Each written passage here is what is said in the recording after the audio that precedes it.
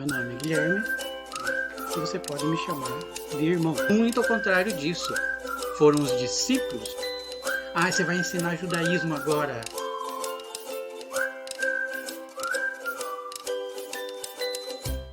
Olá, eu sou o Guilherme Costa e esse é o canal Ensino dos Apóstolos. Vamos continuar, de onde a gente parou no vídeo passado, quando Jesus terminou de ministrar o Evangelho, o Evangelho da salvação do mundo, entre os samaritanos. E ele ficou lá 2 dias. Lembra que a gente falou? Em poucos minutos ele apresentou o Evangelho de uma forma maravilhosa para aquela mulher samaritana no poço de Jacó. E imagina o que ele não fez em Samaria, Quais são as palavras que ele falou em Samaria naqueles 2 dias que ele permaneceu lá. Pois é, passados 2 dias em Samaria, as pessoas testificaram: mulher, já não é mais pelo que você disse que nós cremos que ele é o Messias, mas porque temos ouvido ele falar, nós cremos que ele é o Messias de verdade, o Messias de Israel. Então, Jesus, passado esses 2 dias lá, ele parte para Galileia. Lembra que ele estava de passagem da Judéia e tinha que chegar até Galileia. Para chegar até a Galileia, ele tinha que passar por Samaria, onde ele passou, e agora ele tinha que seguir viagem.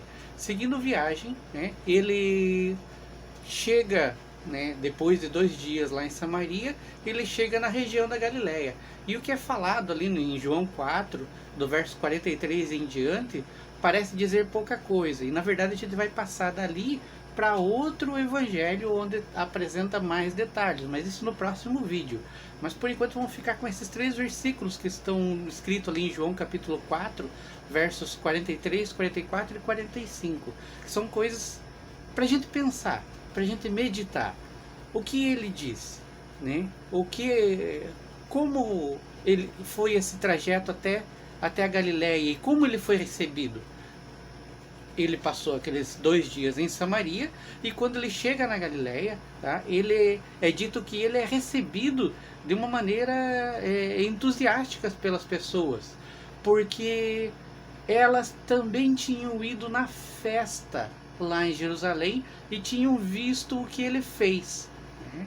Mas vamos esquecer essas pessoas que vão receber Jesus e vamos fazer uma recapitulação do que os apóstolos, os discípulos de Jesus, os primeiros discípulos de Jesus, já sabiam de Jesus até aquele momento.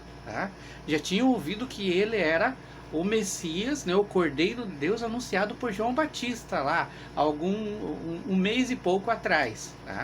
Um mês e pouco atrás, Jesus tinha aparecido, tinha chegado até o lugar onde João Batista batizava nas águas. João Batista era reconhecido por toda a nação de Israel como profeta, e as pessoas criam em João Batista. No que João Batista falava era aquilo que as pessoas acreditavam, criam nele como um verdadeiro profeta, e ele era. As pessoas se alegravam em chegar até João Batista e ouvir as palavras dele, às vezes palavras duras, às vezes palavras necessárias para que Israel voltasse aos caminhos do Senhor. Nessa playlist aqui fala sobre o ministério de João Batista e como ele anuncia a chegada do Cordeiro de Deus.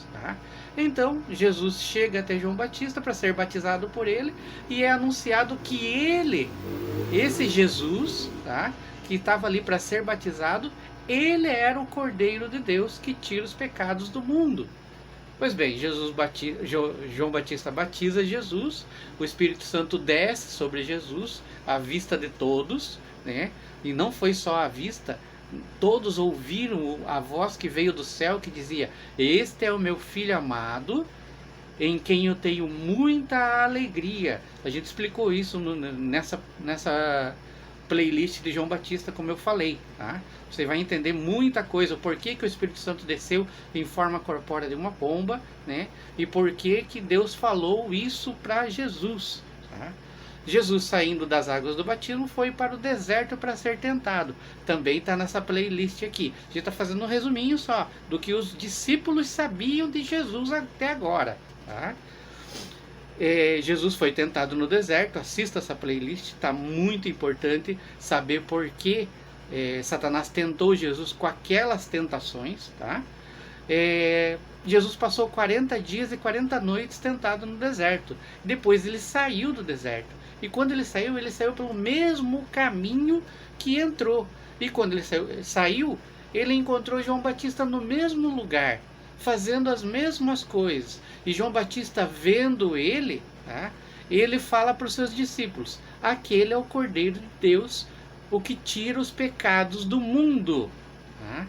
Imediatamente, 2 dos discípulos de Jesus, a gente viu nessa live nessa playlist sobre os discípulos de Jesus, né? Os primeiros discípulos de Jesus, que era André, irmão de Simão Pedro, e João, irmão de Tiago, os 2 primeiros que seguiram a Jesus. Chegaram até Jesus, começaram a seguir ele. Jesus pergunta para eles: o que buscais? O que vocês querem, né? E eles perguntam para Jesus, eles respondem para Jesus: aonde vives? Aonde mora? Qual é a tua casa? Jesus dá uma resposta incrível, no melhor método do Senhor, no melhor método rabínico. Tá? Jesus diz para eles: vem e vede. Se você entender o que Jesus disse, tá? Vem e vede, o que significa isso? Ele estava citando o Salmo 66. Leia o Salmo 66, porque foi exatamente esse salmo que os discípulos entenderam quando Jesus falou. Salmo 66, fica como referência para você. Leia e medita o que fala sobre o Salmo 66. O que diz o Salmo 66. E você vai entender por que Jesus diz isso em referência a onde mora, onde ele vive. Tá? Ele estava dizendo: eu sou o Senhor, tá?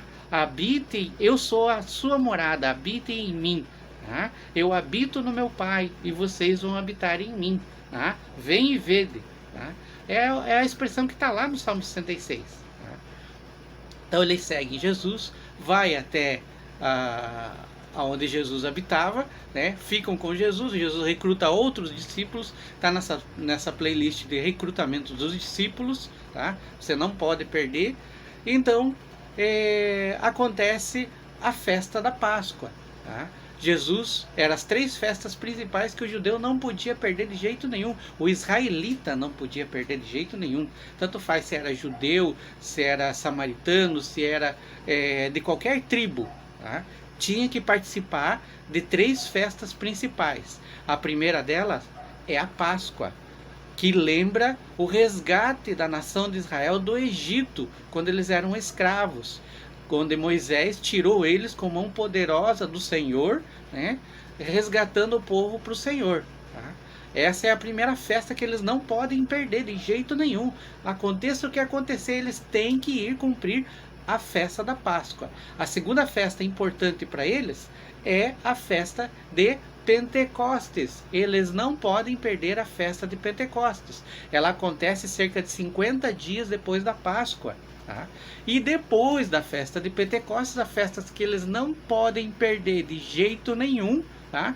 Na verdade ela acontece numa semanada só, é a festa do Yom Kippur, que a gente conhece como o dia da expiação, onde o sumo sacerdote entra no tabernáculo, entra no templo uma vez por ano para derramar sangue de cordeiro para expiar os pecados da nação por 1 ano. Esse sangue do cordeiro cobre os pecados de Israel por 1 ano, e dessa maneira eles vão para a festa de tabernáculos. Então são as 3 festas importantíssimas que eles não podem perder.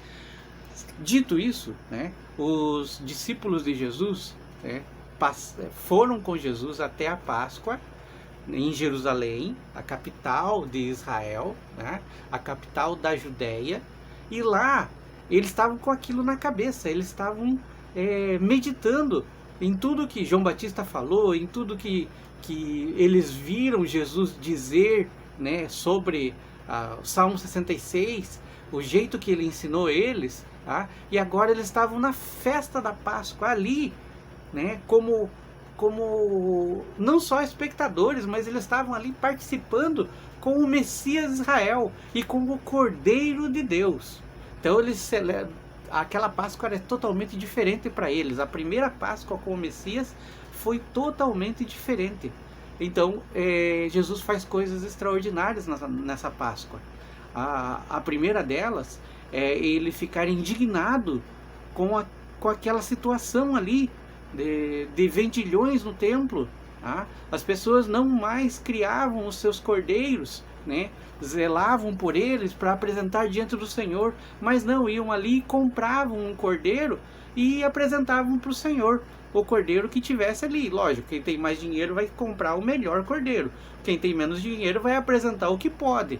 Apresentando o que pode, o que pode vem muito animal com defeito, muito animal que não atende os padrões que Deus estipulou. Então Jesus fica indignado, derruba as bancas, quebra as bancas, espalha tudo aquilo lá, bate nos vendilhões, e os sacerdotes, os doutores da lei vêm interrogar Jesus, querendo saber o porquê, com que autoridade que ele fazia aquilo. E ele fala coisas extraordinárias. Assista essa playlist, você vai entender tudo isso. Queriam fazer de Jesus, depois disso tudo, queriam fazer dele um líder político. E ele sai de Jerusalém, levando os seus discípulos, e vai para a região da divisa entre Judéia e Samaria. E lá na divisa ele começa a batizar discípulos. Ele começa a batizar as pessoas nas águas, mas era um batismo diferente do batismo de João Batista. O batismo de João Batista era para arrependimento de pecados, mas o batismo de Jesus era, além de para arrependimento de pecados, era para nascer de novo. Você vai ver nessa playlist que eu falei para você, do que ele fez e falou em Jerusalém, o encontro que ele teve com Nicodemos.